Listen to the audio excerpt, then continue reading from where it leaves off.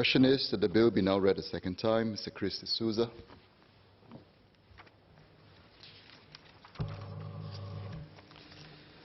Sir, in the international web of money laundering and terrorism financing, it is important that Singapore does its part to create an environment in which crime does not pay.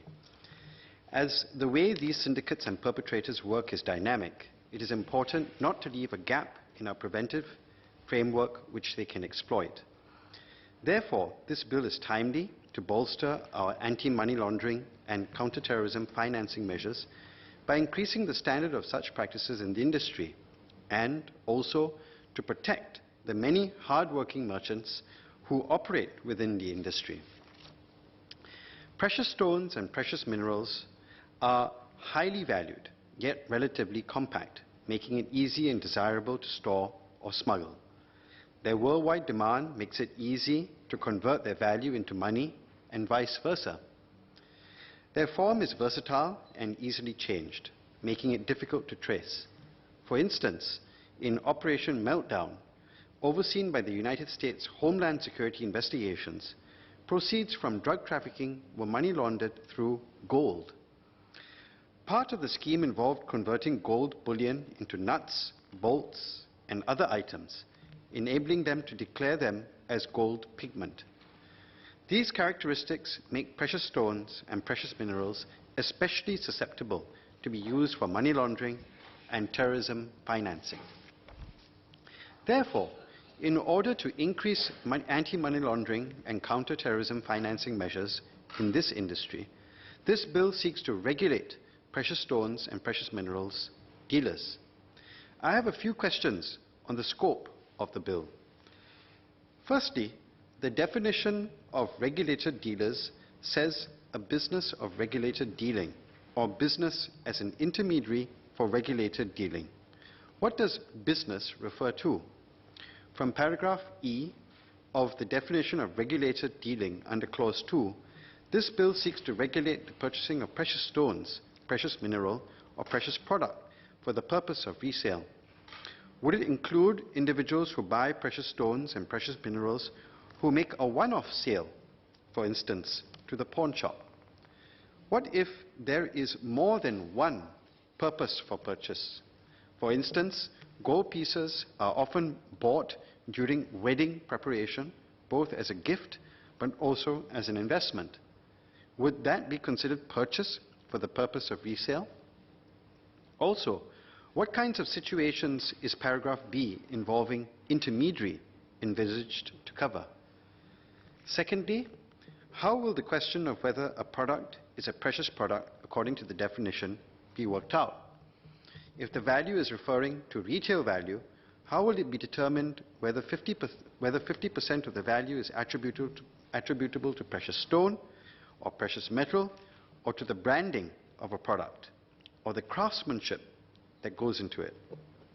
As luxury brands may carry a range of products, some with precious stones and precious metals which may fall under regulated dealing, it is necessary that there be sufficient clarity and guidance on what is or is not a precious product.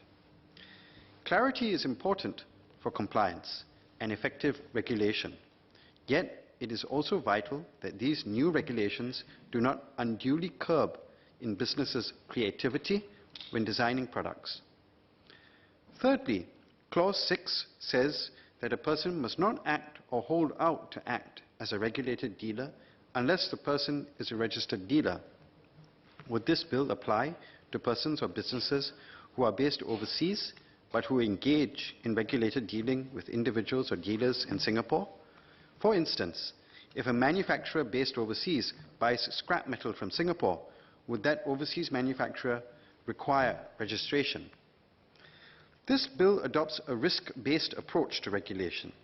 This is good because of money laundering and terrorist financing, both dynamic, always looking for new loopholes to exploit. The common fundamental principle running through the whole variety of players in the precious stones and precious minerals industry is that of identifying and addressing risks appropriately. How that works for each business may differ. For instance, the kinds of risk that a person in the scrap metal business faces and a jeweler faces are different. As such, it is important that the objective is clear and expectations communicated so that each of the different sectors can comply meaningfully. There needs to be input from each sector of the industry so that the guidelines will make sense for the kinds of situations they may face. This bill will help ease the transition of working current informal checking processes into a regulatory framework that is sensible and robust.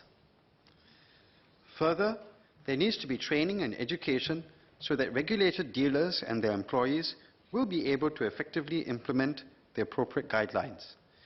If the regulated dealers understand the process but are unable to articulate it to the employees, the regulatory framework will not be as effectively implemented.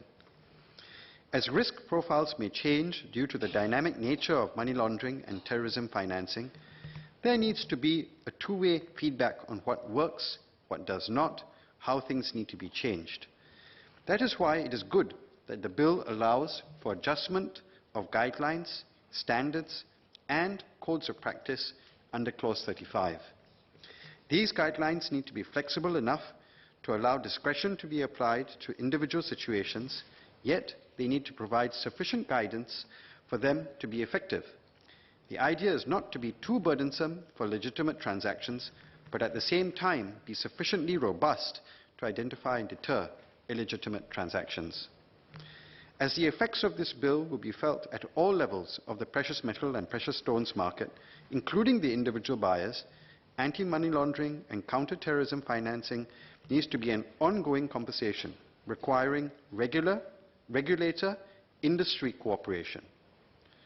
For instance, there are concerns that customers will not understand why identity or proof of ownership may be important. Some customers may feel uncomfortable, threatened, or put off by needing to answer so many questions. Lack of understanding of certain terms used in risk profiling, such as politically exposed persons or PEPs, may also be a hindrance to obtaining the requisite information.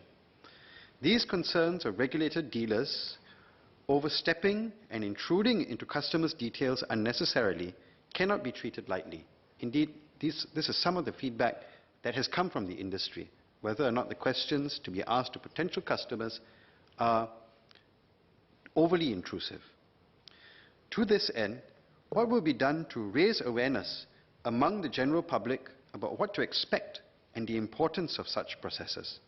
How will regulated dealers be supported in complying with the guidelines, for instance, giving them the power to ask for certain private information or building capacity so that they will be able to search in the relevant watch lists should such actions become necessary?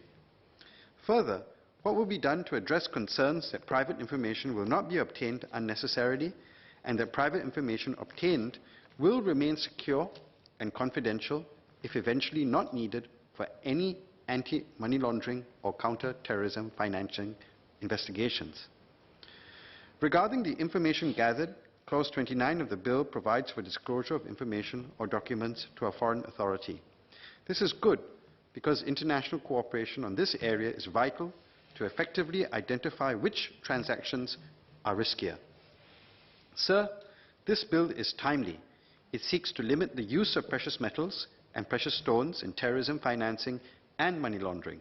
Therefore, I support the bill.